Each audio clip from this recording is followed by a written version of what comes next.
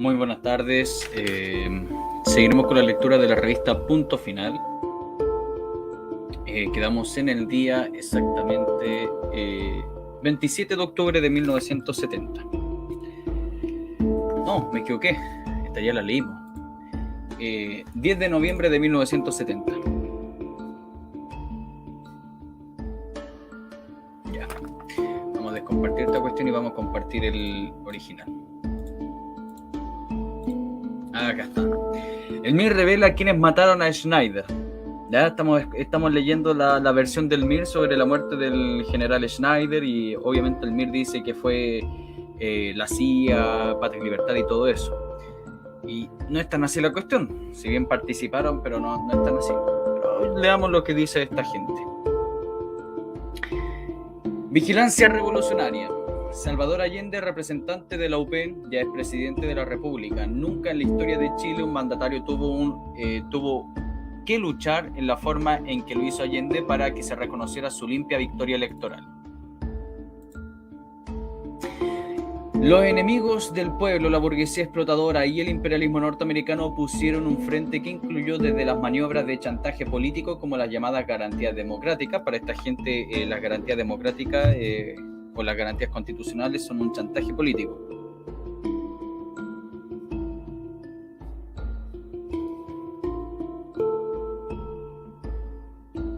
Vamos a anotar esto. Página 3. Dice, ¿dónde quedé?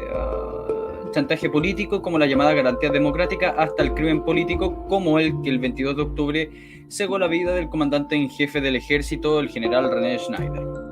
La razón para oponerse al triunfo de Allende era una sola. Allende logró al gobierno como líder de una coalición política del amenazante contenido social para los explotadores. El programa de la UP, si se aplica en forma resuelta, es capaz de desatar todo el vigor de las masas trabajadoras para iniciar la construcción del socialismo. Los conspiradores dijeron claramente que querían liquidar a Allende y cerrarle el paso porque es marxista. Si bien la primera etapa ha culminado con éxito y Allende ya es presidente, ahora viene lo más duro, poner en práctica el programa del OP. Si solo la victoria electoral produjo la criminal resistencia que ha conmovido al país, hay que calcular cuán grande será el grado de intolerancia que los reaccionarios mostrarán cuando se empiecen a aplicar las medidas populares. Frente a eso hay que permanecer vigilantes e inflexibles para castigar a tiempo antes que el enemigo crezca al punto de hacer abortar la experiencia que está viviendo Chile. Ya, los 60 días que conmovieron a Chile. Bueno, es sobre las elecciones presidenciales, pero leámoslo. Veamos esto. El miércoles 9 de septiembre, Jorge Alessandri abrió la puerta a una escalada de violencia de la que logró zafarse en vísperas del asesinato del general René Schneider, comandante en jefe del ejército.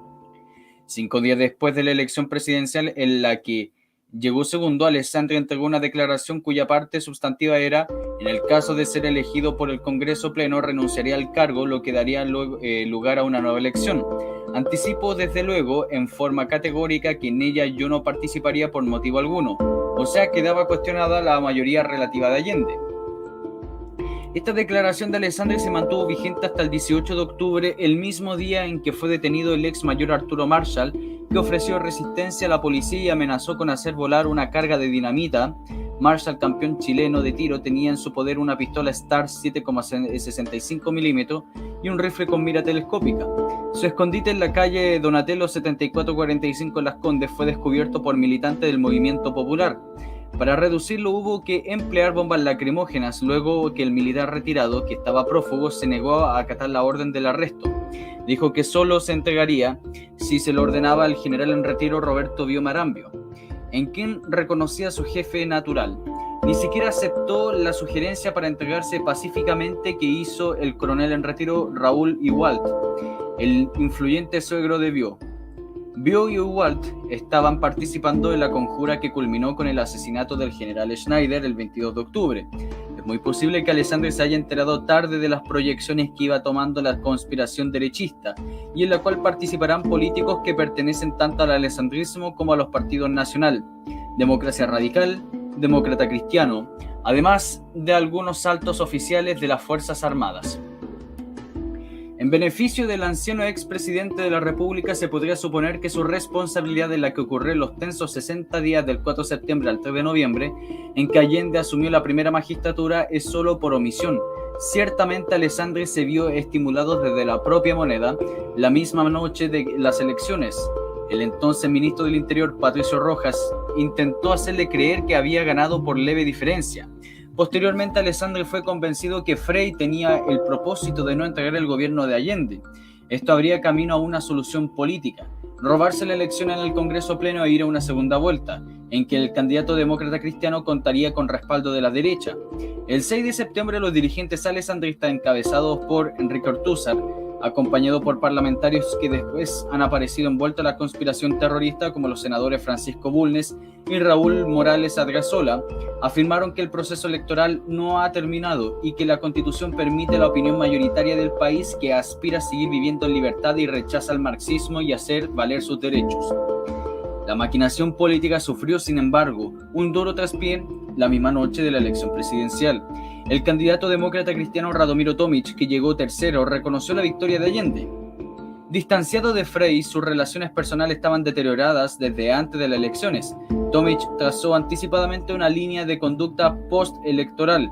En una declaración del 14 de octubre, Tomic dijo que entre él y Allende hubo un acuerdo bautizado como aclaración de intenciones. Es lo que les decía yo, aquí escuchen. Esto lo vamos a anotar acá. 60 días. Entre el 4...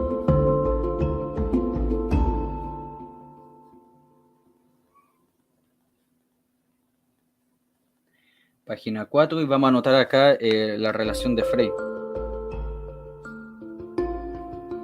La relación de Frei y Tomic. Y la relación de Allende y Tomic. Yo se los dije, ve que este demócrata cristiano era terriblemente chamullento. Distanciado de Frei, sus relaciones personales estaban deterioradas. Bueno, eso ya lo leímos. Tomic dijo que entre él y Allende hubo un acuerdo bautizado como aclaración de intenciones sobre una actitud recíproca, principalmente para la noche de la elección. Convinimos, dijo Tomic, que una diferencia de más de 30.000 votos sería aceptable para reconocer pública y recíprocamente la primera mayoría relativa a quienes la obtuviera en las urnas. La actitud de Tomic, secundado por la Juventud Demócrata Cristiana, perforó la técnica del escamoteo que el propio Frei manejaba desde la moneda. La esperanza renació en el equipo derechista al inventarse una nueva martingala: exigir a Allende un estatuto constitucional de garantías democráticas. La habilidad política del freísmo en este caso logró embarcar a todo el Partido Demócrata Cristiano.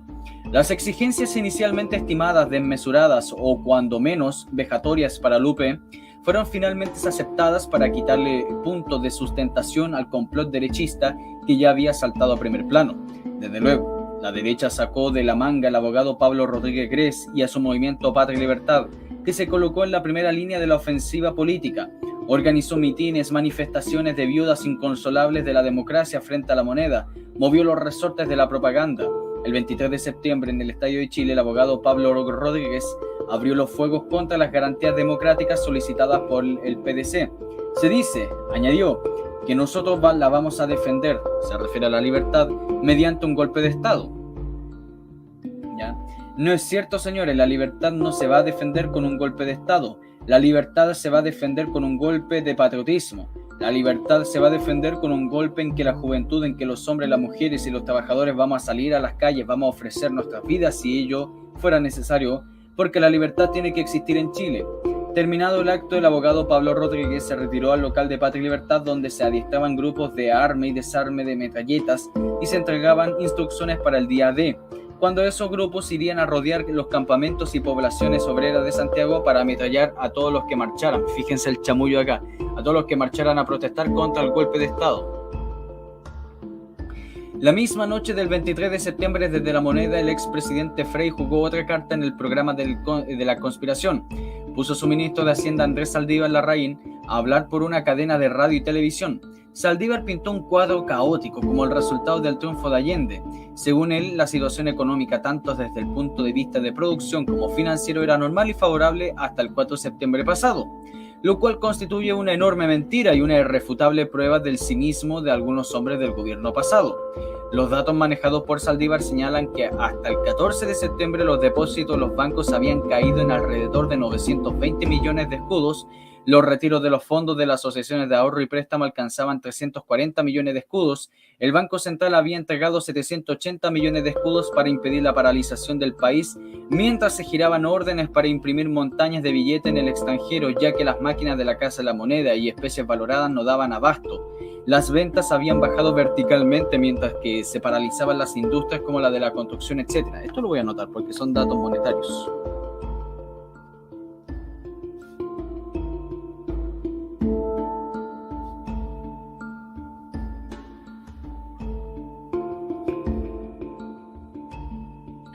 Página 5.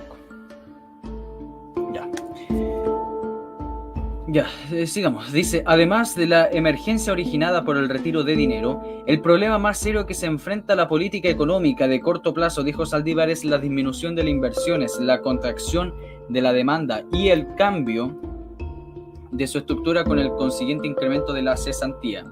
Saldívar, él y su hermano Adolfo mantenían activa vinculación con los sectores golpistas. Calificó su propia exposición de clara y objetiva, si bien es cierto que había preparado otra que era aún más terrorífica. La propia derecha aconsejó que no se diera a conocer por el pánico que afectaría a todos los sectores.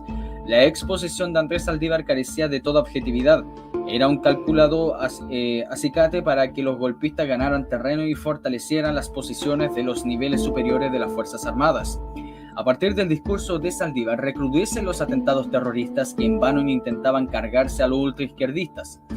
Periódicos como La Segunda publicaban a grandes caracteres los comunicados de organizaciones creadas por la derecha como la Brigada Obrero Campesina VOC, que el 24 de septiembre aseguraba en ese diario su firme decisión de defender el triunfo popular que elementos sediciosos de derecha pretenden desconocer. Más de 20 atentados dinamiteros, unas 30 alarmas falsas se registraron en Santiago en el lapso de ese mes. Vamos a anotar este grupo.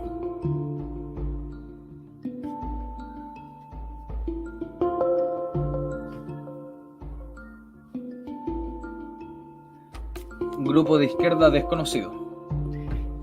El que pudo tener mayores consecuencias ocurrió en el aeropuerto de Pudahuel. El 27 de septiembre cayeron los primeros detenidos y la inspiración que los guiaba quedó al descubierto. Fueron atrapados Enrique Schilling Rojas, Luis González Gutiérrez y Luis Mesa Lancapán, pero solo admitieron ser autores del autoatentado en la casa del poderoso magnate Carlos Yarur Bana. Bueno, el atentado era un petardo. Eso era el atentado. Schilling, relacionador público en una empresa constructora, era muy allegado al senador Julio Durán y al igual de sus compañeros pertenecía a la democracia radical. González Gutiérrez, además de colocar bombas, operaba en el negocio de embarcar familias a la Argentina en viajes relámpagos para negociar después sus dólares en bolsa negra. Este sistema restringido solo a mediados de octubre ha despojado al país de no menos de 30 millones de dólares. Estos eran los autores de los panfletos firmados por la BOC. Un revólver encontrado en el poder de Schilling pudo haber sido utilizado en los atentados contra dos carabineros, uno de los cuales, Luis Fuentes Pineda, fue asesinado frente al domicilio del gobernador del departamento, Pedro Aguirre Cerda, y el asesino se llevó la metralleta de Carl Gustav Sueca de ese policía. El otro atentado causó heridas graves a un carabinero que montaba guardia frente a la embajada de Gran Bretaña. Bueno, el primero fue hecho por la BOP. Acá a punto final está mintiendo descaradamente. Está demostrado totalmente hoy en día por si acaso. Sin embargo, Schilling y sus compañeros fueron puestos en libertad por el ministro de la Corte de Apelaciones, Abraham Merson, y también militante de la democracia radical al que tocó instruir el proceso. El 16 de octubre, aprovechando la indiferencia del gobierno de Schilling, viajó a Mendoza, que amenaza convertirse en el Miami de los gusanos chilenos. Los gusanos chilenos. Vamos a anotar eso, esa frasecita, miren. Los gusanos chilenos. Página 6.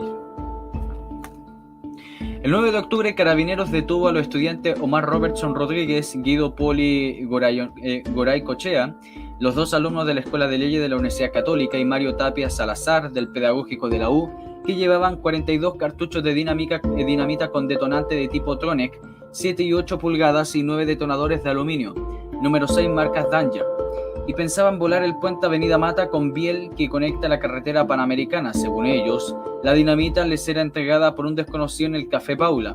Simultáneamente era hallado un maletín con dinamita marca DuPont en la casa de un capitán de fragata en retiro, Eladio Arancibia. Al parecer en su casa se reunían los miembros de un grupo denominado Ofensiva Nacionalista.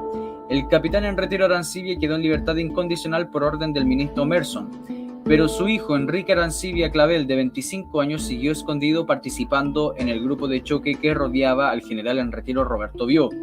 El mismo muchacho había sido detenido a principios de año con motivo del complot del general en retiro Horacio Gamboa Núñez, cuando repartía panfletos en el regimiento Buin.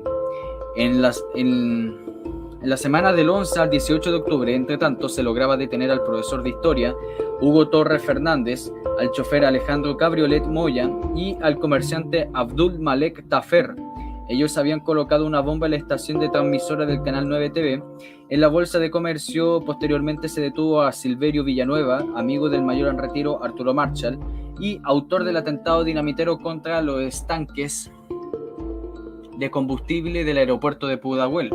En todo caso, Villanueva fue puesto en libertad por el ministro Merson y a las pocas horas viajó a Miami en un vuelo regular de Aerolíneas Peruanas S.A. APSA.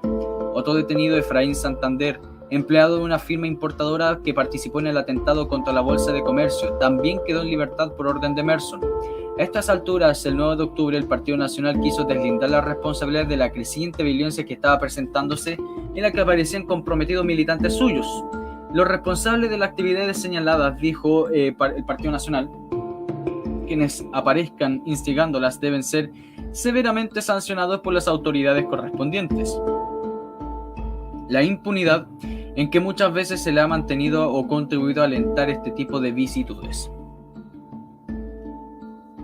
La verdad es que en el interior del Partido Nacional también comenzaron a darse contradicciones entre los que estaban por atizar un golpe de Estado, como el senador Francisco Bulnes Sanfuentes, y por ejemplo los que preferían desarrollar una actividad estrictamente política que no le arrastrara a una violencia en los que no tenían seguridad de salir bien parados. Entre tanto, el diputado Héctor Campos salía en defensa de los jóvenes de mi partido, la Democracia Radical, cuya inocencia habría quedado probada ante el ministro Merson. Y el entonces director general de investigaciones, Luis Gaspar da Fonseca, por su parte calificaba de imbéciles a los policías que habían expresado la hipótesis de que había elementos extranjeros, posiblemente de la CIA, asesorado a los terroristas y vinculado con altos personajes políticos. Una información aparecida el 7 de octubre en el vespertino Última Hora señalaba: interrogado un alto jefe de la brigada de homicidios sobre si ellos si pedirían a los tres terroristas Schilling, González y Mesa para ver si tenían implicancia en el crimen del carabinero Luis Fuentes Pineda. Respondió: ¿están locos? No, jamás nos atreveríamos a meternos en un foro tan grande. Ante la insistencia de los periodistas, ¿qué tanto miedo?, respondió: bueno, porque las relaciones de esta gente son demasiado encumbradas, además nos tirarían las orejas desde arriba con toda seguridad. Por otra parte, no queremos perder la pega. En realidad, en todas partes se hacían sentir los poderosos que protegían el complot derechista. Otro amigo personal, el senador Julio Durán, también militante de la Democracia Radical, Carlos Aldunate Gajardo, administrador general del Correo Central, ordenaba quemar una carta dirigida a Bolivia y que presumiblemente era un contacto de la CIA. Bueno, no está comprobado, pero ellos dicen presumiblemente. Desde el exterior, entre tanto, arreciaba las amenazas y presiones. El Banco de Exportación e Importación Eximbank anunciaba que había colocado a Chile en la lista de países de peor riesgo. En la misma fecha, el 16 de octubre, la Corporación de Inversiones Privadas en el Extranjero, CIPE, otro organismo del gobierno norteamericano, comunicaba que no asegura más ninguna nueva inversión norteamericana en Chile. Por su parte, la Sociedad Interamericana de Prensa, SIP, se mostraba alarmada sobre el futuro de la libertad de prensa en Chile y decidía enviar una comisión investigadora que ha sido rechazada por el Colegio de Periodistas de Chile. No me digan. Organismo que pidió al presidente Allende que no otorgue visas para estos agentes del imperialismo. No estaba para nada politizado los periodistas en esa época.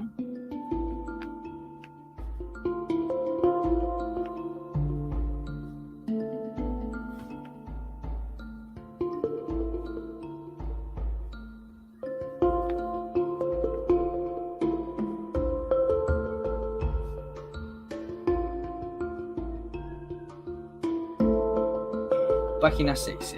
Estos datos valen la pena.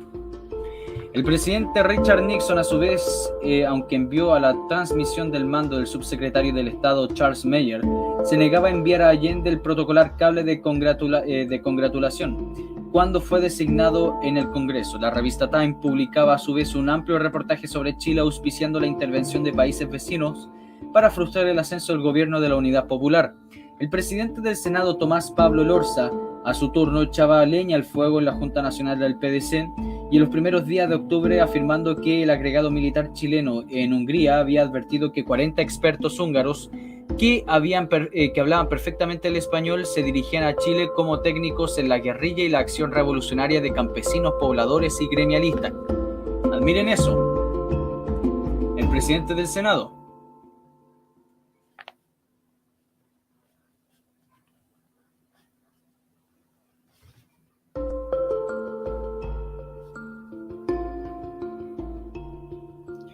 Página 6, miren.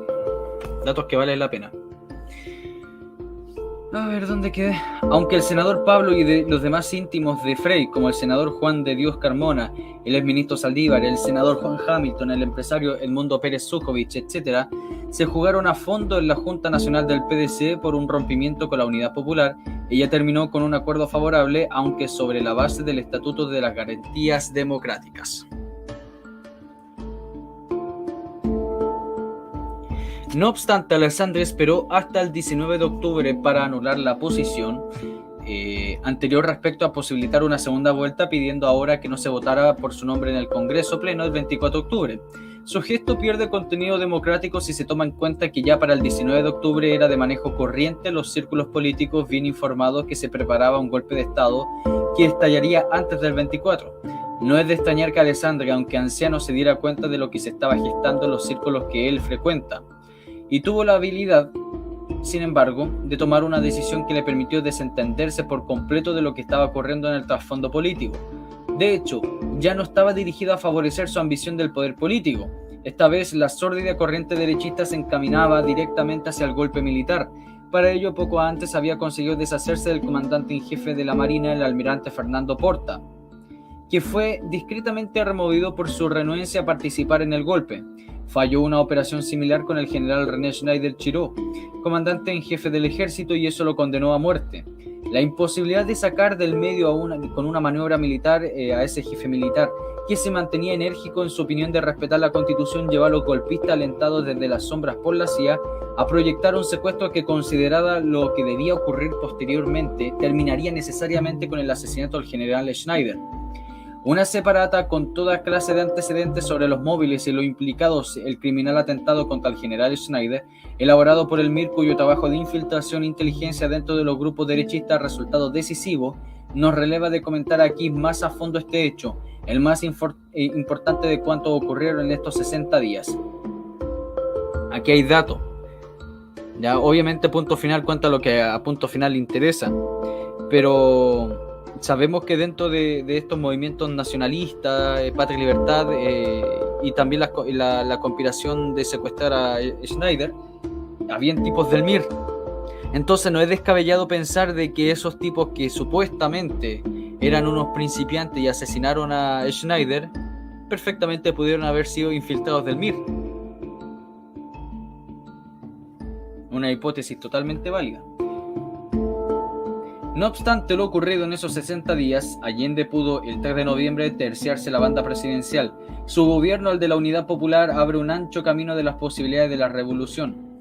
La realización del programa se plantea ahora como la tarea central, porque de su aplicación depende también que los obreros, campesinos, estudiantes den al nuevo gobierno la base de sustentación indispensable para afrontar la conspiración de la derecha y el imperialismo. Ya, lo demás es puro relleno. Escritores chilenos, molde capitalista para el socialismo. ¿Qué es esto? A ver.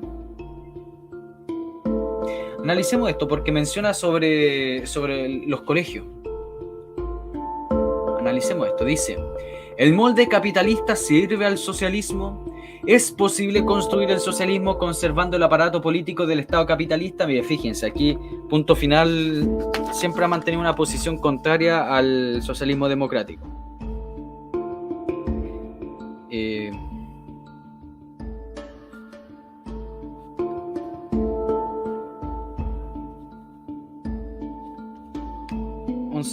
Ya. ¿Es factible desarrollar con éxito una economía socialista bajo una superestructura ideológica y jurídica de carácter burgués? Desde luego, ambas cuestiones surgen en el plano del debate teórico del socialismo a raíz del caso chileno. La Unidad Popular ha presentado un verdadero desafío histórico al plantear el socialismo por etapas que se desenvolverán dentro de los marcos jurídicos democráticos burgueses. En otras palabras, sin destruir la estructura y cada una de las partes del poder político actual, el Ejecutivo, Legislativo, Judicial, Fuerza Armada, Sistema Educacional y de Comunicaciones de Masa, etc. La UP ha manifestado en múltiples documentos la necesidad de terminar con el contenido de clase de este sistema y para ello propone reformas concretas que perfeccionarán y ampliarán la actual democracia chilena. Salvador Allende resumió esta política cuando dijo en la noche del 4 de septiembre: el gobierno de la Unidad Popular será el Estado de Derecho con contenido social distinto. La cuestión de la estructura política adquirió vigencia inmediatamente después de ganar Allende. El nuevo panorama chileno ofreció en general dos grandes alternativas de fuerza al sistema del imperialismo. Por una parte, impedir que Allende asumiera la presidencia de la República y por otra, fortalecer al máximo el aparato político-administrativo que ha recibido la UP. Ambas salidas no son contrapuestas y para muchos observadores se trata de una misma y compleja maniobra política en contra del movimiento popular.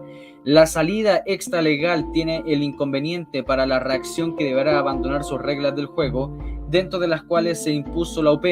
Desde el 4 de septiembre se ha buscado desesperadamente creando pánico económico y recurriendo al terrorismo, desmantelando las finanzas y buscando el esperanzador caos que justificará el manu militari.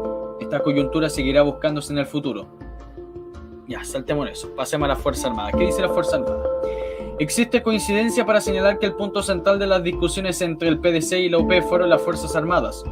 El artículo 22 de la Constitución afirmaba: la fuerza pública es esencialmente obediente. Ningún cuerpo armado puede deliberar. La modificación específica con nombres que la fuerza pública está constituida y única y exclusivamente por las Fuerzas Armadas y el Cuerpo de Carabineros, y puntualiza que solo en virtud de una ley podrá fijarse la dotación de estas instituciones, claramente se excluye todo posible respaldo armado que no esté sancionado antes por ley. Concretamente, se le quita en el Ejecutivo la posibilidad de que el hecho daba el antiguo artículo 22 para institucionalizar las milicias populares, por ejemplo. Repitamos, miren. Claramente se excluye todo posible respaldo armado que no esté sancionado antes por la ley. Concretamente, se le quita al Ejecutivo la posibilidad que el hecho le daba al antiguo artículo 22 para institucionalizar milicias populares, por ejemplo. Por ende, en Chile, en la época del 73, existían las denominadas milicias populares, dentro de las cuales incluso el GAP entraba dentro de esas milicias. Aquí era un poco distinto, pero estaba prohibido por ley. Ahí tienen un argumento para decir que Allende cayó la inconstitucionalidad. Punto número 1. Nuevas dotaciones solo podrán hacerse a través de las escuelas especializadas de las Fuerzas Armadas y Carabineros, punto que además permite entender que la oficialidad, tal como ocurre ahora, y haciendo inaplicable si no se modifica la Constitución, el escalafón único. El programa de la UP, en el capítulo de la defensa nacional, habla de la posibilidad efectiva para todos de ascender atendiendo solo a sus condiciones personales.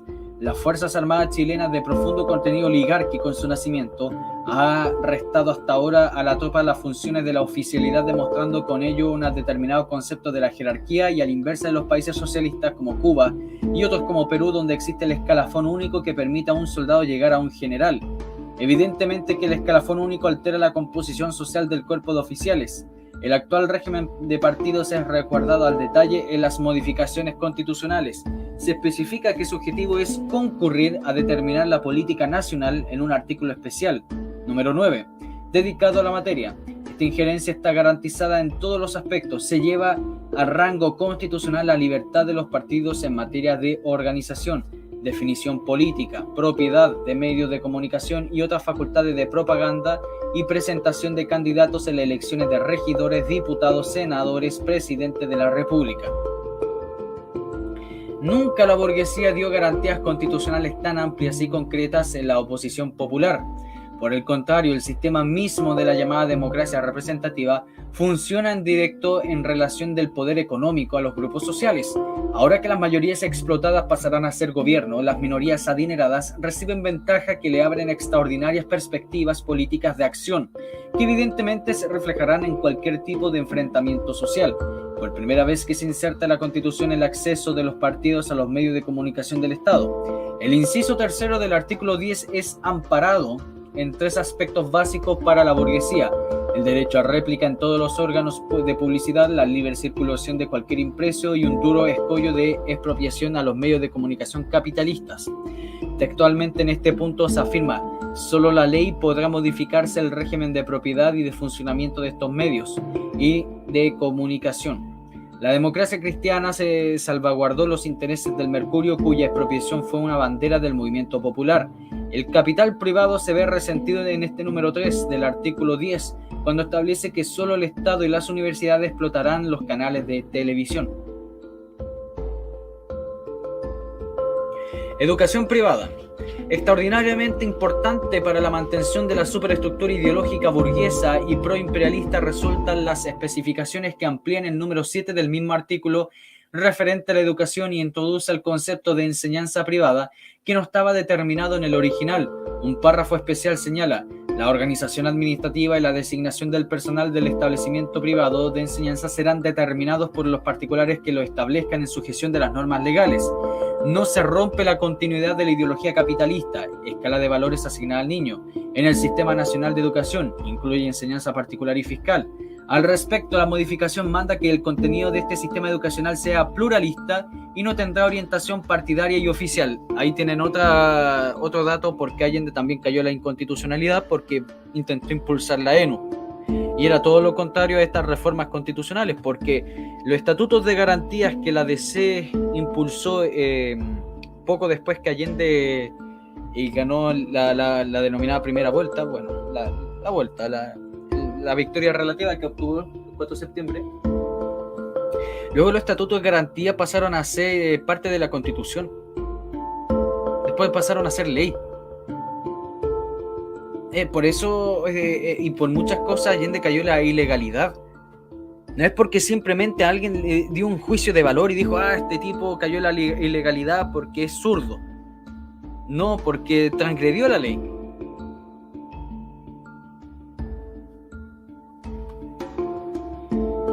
En este mismo número 7 se limita la entrada de las universidades los egresados de enseñanza media y estudios equivalentes. Esta misma tesis fue postulada por la derecha y la democracia cristiana en el último referéndum universitario en contra de la moción izquierdista más democrática que abría las puertas de la educación superior a los obreros. La universidad mantiene así por mandato constitucional su estructura de clase. Cinismo político. Las modificaciones constitucionales introducen a petición del PDC la prohibición de interceptar comunicaciones telefónicas, una modalidad popularizada y precisamente bajo la administración del presidente Frei. La modificación al número 15 del artículo 10 legisla sobre la libertad de traslado de los ciudadanos sin restricción siempre que se guarden las normas establecidas en la ley. La opinión pública ha visto en este periodo cómo el gobierno, la ley, se mostró impotente ante la maquinaria financiera que hacía salir al país 2 o 3 días a centenares de familias y guarda en retribución los dólares que tiene con derecho cada viajero. Tradicionalmente la burguesía ha provocado climas políticos adversos a los gobiernos populares, organizando movilizaciones artificiales hacia el exterior. La modificación introduce la libertad de entrar al país no incluida anteriormente. Salvador Allende denunció la libre entrada a Chile de más de 30 agentes de la CIA, entre ellos exiliados cubanos, con misión específica dentro del plan terrorista del imperialismo que consulta hasta el asesinato del nuevo presidente. Positivas son, sin embargo, la ampliación al artículo 14, también del artículo 10, donde se determinan los derechos de los sindicatos. Gozarán de personalidad jurídica por el solo hecho de registrar sus estatutos. Y el número 16, que se agrega al mismo artículo para determinar la participación de las organizaciones de masas como junta de vecinos, centro de madres, sindicatos, etc., y la solución de sus problemas, y en la gestión de los servicios del Estado y las municipalidades. Esta participación del pueblo no es la meta que ofrece el programa del UP, pero sí está en el camino. Al abordar la cuestión de la estructura política, el programa señala: transformar las actuales instituciones para instaurar un nuevo Estado donde los trabajadores y el pueblo tengan el real ejercicio del poder. Para la clase trabajadora fue claro que esta meta no está transada y que era necesario atender primero a la necesidad táctica de llevar a Salvador Allende hasta la presidencia de la República. Ya, esto en Bolivia, Vietnam, los Grones, el Che. Acá hay una foto de Allende. ¿Qué pasó con...? No, pero es cuestiones con el Che. Acá Allende está dándole la mano a un terrorista de Bolivia. Voy a anotar esta cuestión. Esto está interesante. Una foto. Foto de Allende.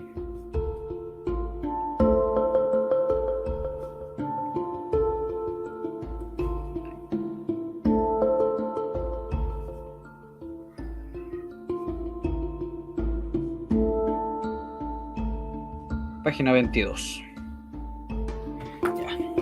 Démosles. El Che, oye, que le dan con el Che.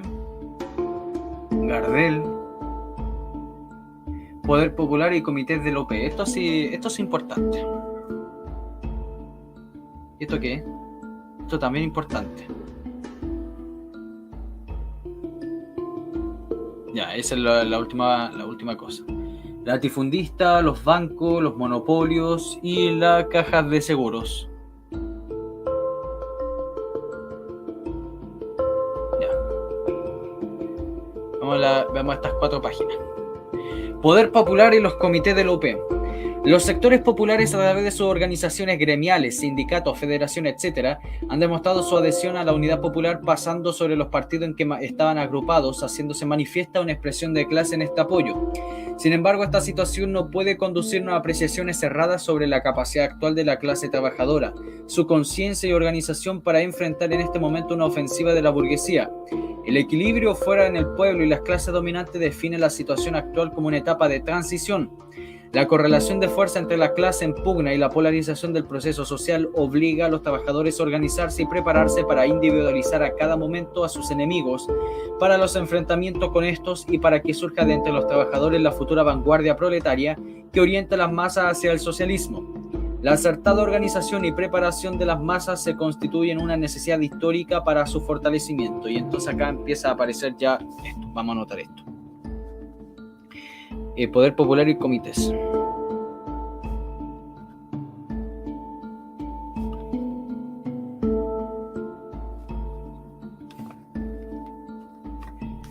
Página 29-30.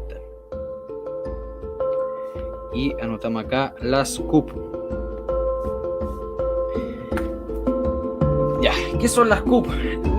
Los CUP poseen la definición de Comité de Unidad Popular. Dada por el programa de la UP, en su mayoría estos constituyeron como instrumentos electorales sin perspectiva de trabajo para después del 4 de septiembre. O sea que solamente iban a funcionar en el periodo de la campaña. Pero nosotros sabemos que eso es falso. Una de las tareas de la izquierda revolucionaria y de los sectores revolucionarios del OP es dinamizar y orientar la CUP para que se vayan convirtiendo en organismos de poder popular conscientes de la situación táctica de las clases en pugna y conscientes de las tareas a realizar. Los distintos comités agrupan a distintos sectores sociales. No obstante que los objetivos son comunes, los CUP poseen diferentes compromisos, claridad, conciencia, reivindicaciones, dependiendo de la ubicación de cada CUP. O sea, las CUP serían más o menos como una especie de frentes de masa. Esto nos obliga a plantearnos prioridades orientando nuestro trabajo hacia los comités de fábrica, de fondos, de poblaciones donde están representados los obreros urbanos y rurales y las capas más empobrecidas de nuestro país, que son los únicos sectores que garantizan la obtención del socialismo. La heterogeneidad de los comités también nos obliga a adecuar nuestro trabajo a la calidad del CUP. Los objetivos de nuestros compañeros no podrán ser los mismos en un comité de barrio que en uno de una fábrica, de donde deducimos que los comités, además de ser heterogéneos, tienen calidad distinta. Un alto porcentaje de los CUP fueron desmovilizados después del acto electoral. Esta desmovilización se produjo espontáneamente y en lo fundamental por la falta de tareas concretas y por el bajo nivel político de quienes lo constituían, que en un porcentaje apreciable redujo sus perspectivas políticas y por tanto su actividad al acto electoral. Por otro lado, todos los partidos que conforman la UP han orientado su trabajo al fortalecimiento de las organizaciones sindicales y gremiales, donde pueden ejercer un control más directo sobre los trabajadores, debilitando su trabajo en los comités que por las características que poseen son más difíciles de controlar. La UP controla a los sectores populares desde arriba, impidiendo que la masa cree sus propias formas de organización y de poder, cuestión en la que se refleja en forma mediana que en la intención de los partidos de burocratizar y controlar a través de sus organismos directivos los CUP. Esta actitud de la UP entraña un enorme peligro por la pasividad que le imponen a la masa. No hace otra cosa que facilitar los intentos de la burguesía de neutralizar y desconocer el gobierno popular. Con los sectores populares desorganizados en una actitud pasiva, la burguesía toma la iniciativa, fortaleciéndose rápidamente, imponiendo condiciones que le permitan buscar con la calma el momento propicio para intervenir. ¿Cómo se genera el poder popular? La constitución de los CUP en el poder local depende directamente de la forma con que se genera este poder. El poder popular tiene que generarse democráticamente desde la base misma del pueblo, legítimo, vigilante del cumplimiento del programa y única fuerza interesada en la defensa de este. La democracia popular es la antítesis de la democracia burguesa. La democracia popular no necesita más representación que el pueblo. La democracia burguesa es el instrumento de conciliación de la burguesía para el control del pueblo.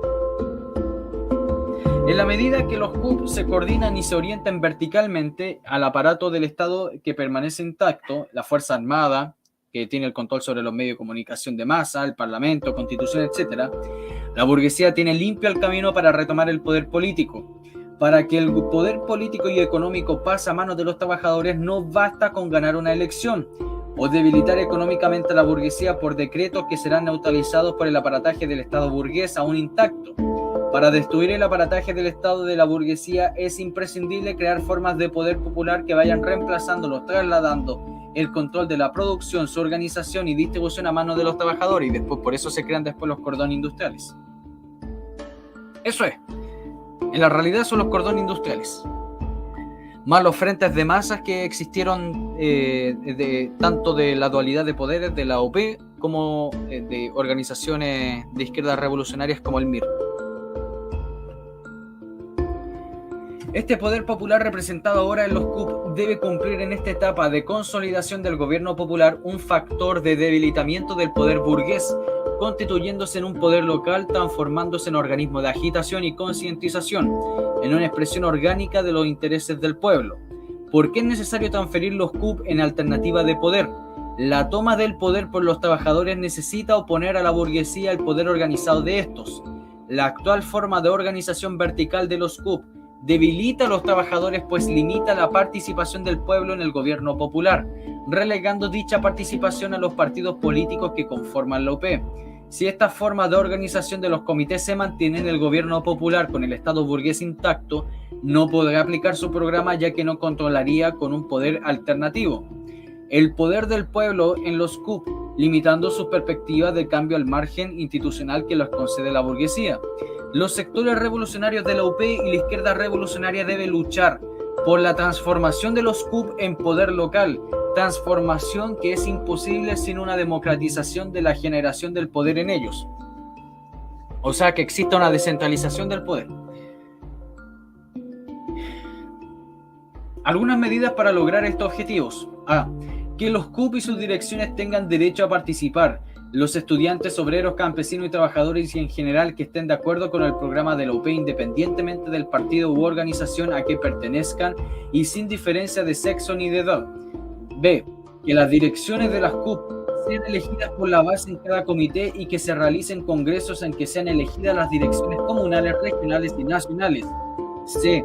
Que los responsables de los comités coordinadores de la UP o de cualquier estructura directiva rindan cuentas periódicas a sus organismos de base. D. Que la base tenga un pleno derecho a revocar los dirigentes cuando estos no cumplan sus tareas. E. Que que los CUP adopten nuevas formas orgánicas, que funcionen en comisiones de trabajo que movilicen y agiten su sector, por ejemplo, comisión de orientación política, de propaganda, de difusión, etc. Y esto lo dice el MR2.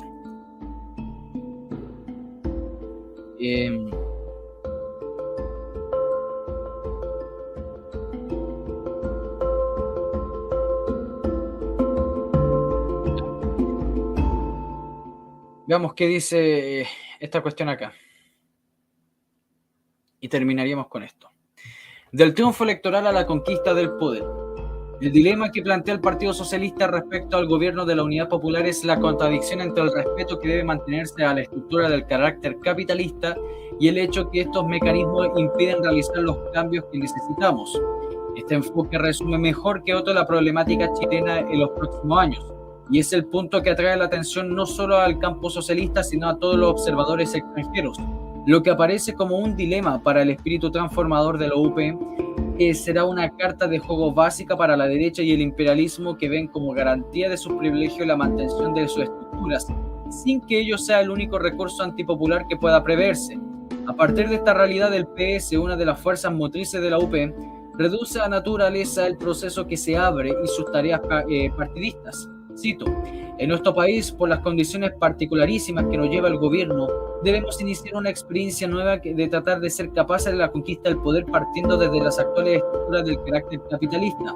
Se reconoció aquí que el poder no está conquistado y que la originalidad de la experiencia chilena consiste en alcanzar ese poder desde y no destruyendo previamente el orden capitalista. Las citas corresponden al informe del subsecretario general del Partido Socialista, Adonis Sepúlveda, al Pleno Nacional, aprobado finalmente por un documento del PS. Reproducimos textualmente parte de la introducción de la segunda parte del informe por el interés público. Esto lo vamos a anotar. Informe del PS.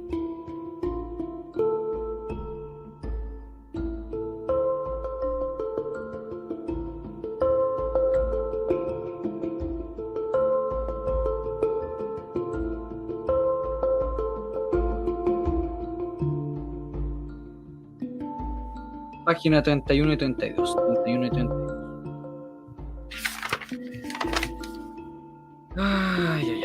Ya. Dice: el gobierno popular y las tareas políticas del partido.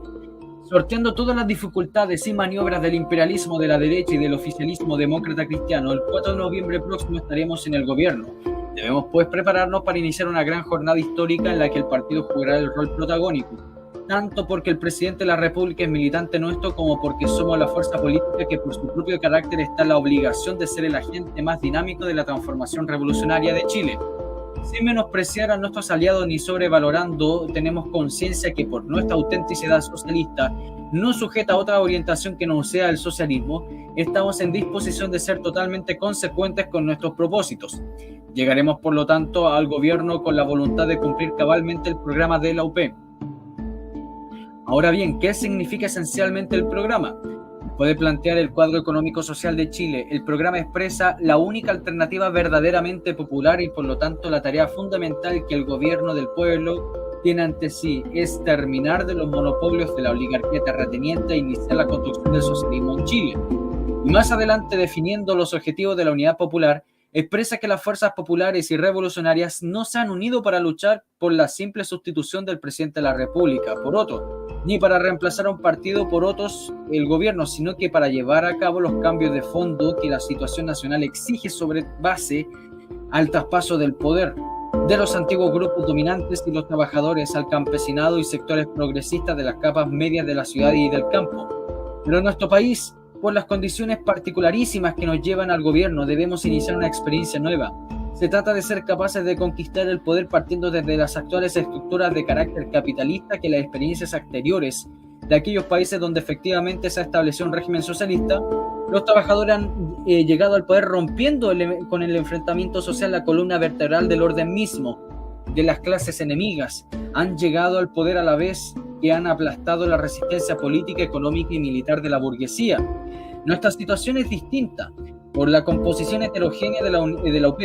y por el pacto político que unen los integrantes, debemos usar los mecanismos legales existentes, y son justamente esos mecanismos los que nos impiden realizar los cambios que necesitamos. Debemos tener presente entonces la situación precaria en que llegamos al gobierno. En el inmediato tendremos a nuestra disposición los organismos políticos y administrativos que entregan el manejo del gobierno. Queden en pie como obstáculos para cumplir nuestros propósitos, la propia estructura y superestructura capitalista. La garantía de cumplimiento del programa le dan particularmente la presencia de partidos socialista y comunista como una expresión política de la clase obrera y el apoyo masivo y dinámico de las masas trabajadoras del país. Pero la sola presencia de los partidos obreros en el gobierno no cambia el carácter de clase del Estado que pasamos a administrar. En la medida que mantengamos el estatus y no realizamos los cambios cualitativos que transformen su carácter, seguirá siendo un Estado capitalista dirigido por partidos obreros, en unión con otras fuerzas de variada composición. Aún en el caso en que la acción del gobierno llegue a liberar el país de la penetración extranjera y estatice los grandes monopolios nacionales y ejecute una profunda reforma agraria, aún en este caso habríamos llegado a cierta forma de capitalismo de Estado, cuando evidentemente favorable para posibilitar cambios más profundos, pero no hace por irreversible el proceso de la revolución. Como antecedente histórico podemos decir que en Europa algunos partidos socialistas que han llegado al poder por las elecciones como consecuencia de una profunda crisis en el país, caso la socialdemocracia alemana en 1918, al no crear las instituciones ni las superestructuras permiten hasta el presente la brevivencia del sistema capitalista. Solo cuando el peso es específico de la economía ya ha pasado a manos de los capitalistas al pueblo convertido en poder, y este poder de los trabajadores esté materializado en un nuevo Estado de Derecho con sus propios mecanismos de sustentación y desarrollo, habremos echado las bases de un régimen socialista. El programa de la OPE establece, por otro lado, que el reformismo y el desarrollismo han fracasado históricamente. Estos conceptos impuestos por el Partido Socialista en el programa obedecían a la necesidad de no repetir experiencias ya fallidas. Es cierto que tal reformismo y desarrollismo han sido producto de intentos de sectores burgueses o pequeños burgueses, que en nuestro caso es distinto porque se trata de partidos de clase obrera. Evidentemente es así, pero para determinar nuestras grandes líneas de acción debemos tener presente que es posible, y ha ocurrido muchas veces en la historia, que un partido que pasa a conducir un estado de clase que le es ajeno se convierte inconscientemente o obligadamente en agente de intereses extraños, se burocratice y se asimile al estatus vigente. Todo lo dicho no significa que debamos decretar el socialismo el día 5 de noviembre. Se trata de que, partiendo de estas premisas, desarrollemos una política que tienda a crear aceleradamente condiciones para cambiar durante el ejercicio de este gobierno el carácter capitalista del sistema vigente, para transformarlo en un régimen socialista. Estas consideraciones lo hacemos en función de establecer fehacientemente la responsabilidad histórica del partido en el futuro inmediato. Es cierto que solo es parte del gobierno y que solo de nosotros depende el qué hacer, pero ya hemos delimitado las diferencias con los otros componentes de la UP. Fundamentalmente está en nuestras manos que el camarada Salvador Allende, en quienes tenemos absoluta confianza, la posibilidad de construir el socialismo en Chile. Si por falta de visión histórica o por insuficiente capacidad para determinar una justa línea estratégica, no configuramos una clara y definida política de cambios que, sin dejar de usar una inteligente cautela, avance irreversiblemente al socialismo, sabemos culpables ante el pueblo de Chile, ante la historia de haber traicionado nuestros principios, nuestros objetos programáticos y concretamente la alternativa para el Partido Socialista es la siguiente: ahora o nunca. El documento indica 4 grandes planos de acción para el gobierno. Vamos a entender todo esto. Dice: 1. El Partido Socialista parte de la base indiscutible que se llega a la gestión gubernamental en función del instrumento transformador de la sociedad y no para mantener un estatus funcionando y burocrático que corresponda a una institucionalidad capitalista y burguesa. 2. El Partido Socialista cumplirá desde el gobierno la tarea política de crear nuevas y favorables condiciones económicas, políticas y sociales para la construcción del socialismo. 3. El Comité Central mantendrá una permanente relación con el camarada presidente de la República a fin que el partido, cada uno de sus miembros, cumplan a conciencia en esas tareas y colaboren en conjunto para cumplir tales objetivos. 4. Los cargos que corresponden al partido en su participación en el gobierno serán ocupados por militantes activos y la proposición de su designación será materia de atribución del Comité Central, artículo 37, letra 1, artículo 197 del Estatuto. 5. Sin perjuicio de lo anterior, los organismos partidarios, y en particular el presidente, podrán sugerir nombres y antecedentes a la CC a base de ternas y nominaciones individuales. Para tales efectos, deberá tenerse presente la trayectoria militante y de idoneidad para el cargo de él o de los propuestos. 6. Los militantes en quienes recaiga una designación deberán entregar anticipadamente al Comité Central su renuncia sin fecha a los cargos que se propongan por desempeñar. 7. Todo mandatario del partido deberá hacer una declaración jurada pública de sus bienes. 8. Se estudiará por el Comité Central la determinación de un tope máximo de los sueldos correspondiente a los cargos del alto nivel que ocupan los militantes socialistas. Fíjese, si esta cuestión de que los comunistas, los izquierdistas dicen nos vamos a bajar los sueldos viene de... No se bajaron nada. 8. Esto ya lo leímos. 9. La moral personal y funcionaria del militante socialista debe ser y parecer intachable. El cumplimiento integral de sus obligaciones, el espíritu de sacrificio, la honestidad, rectitud, sobriedad y ecuanimidad personales deben ser normas fundamentales en el desempeño de su cargo. 10. El militante socialista de cualquier jerarquía que sea y llegare a faltar a esos principios será retirado de su cargo por el Comité Central. Quien quiera que llegase al poder en peligro el prestigio del partido, además de ser destituido de su función, será expulsado en forma inmediata y pública por el Comité Central. Ninguna consideración deberá detener la dirección del partido y la preservación de la imagen de la honestidad administrativa, política, revolucionaria y del socialismo chileno. Augusto Carter. Ya.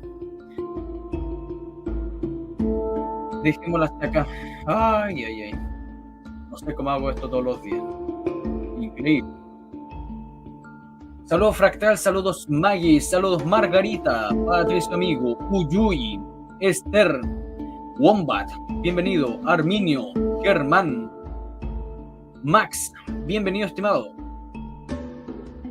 ¿Qué será de Chile? Pucha, es que me gusta ese nombre. Oscar, Planet, John Spectra. Muchas gracias a usted y gracias a usted por estar acá, estimado. Le agradezco mucho.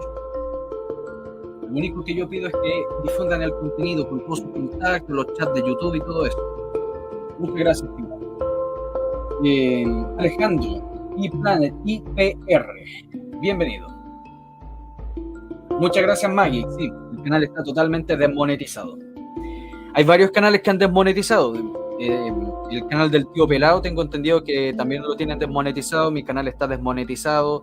No sé qué otro canal, parece que escuché también que está desmonetizado, pero a varios lo están fusilando. Lo están fusilando. Delante me marcaron un video con derechos de autor, siendo que no tenía ningún derecho de autor, era todo original, lo tuve que eliminar. No, si están a full. Pero bueno, recuerden dejar su me gusta, por favor. Suscríbanse si es nuevo en el canal, porque en marzo llegarán los videos históricos de la Unidad Popular y por eso estamos leyendo todas estas cuestiones. Difundan, hagan la tarea de propaganda. Como los comunistas están pegando panfletos por la calle, ustedes peguen panfletos del viejo historia por todo internet, por sus contactos, con los cabros chicos, con sus hijos. Este año los profesores van a estar a full. Yo tengo muchos amigos que son de izquierda y profesores de historia, obviamente, y descaradamente, sabiendo quién soy, descaradamente me dicen lo que van a hacer. Estoy diciendo, hagan la pega de difundir el canal, porque mi canal va a ser el único que va a ser el contrapeso de lo que le van a enseñar en historia este año a sus cabros chicos.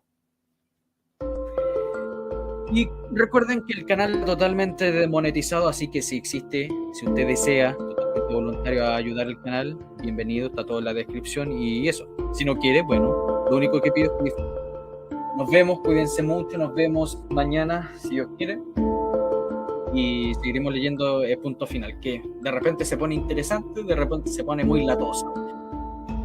Chao. No pertenezco a ni uno channel y ni uno me paga tampoco. Ni uno me paga.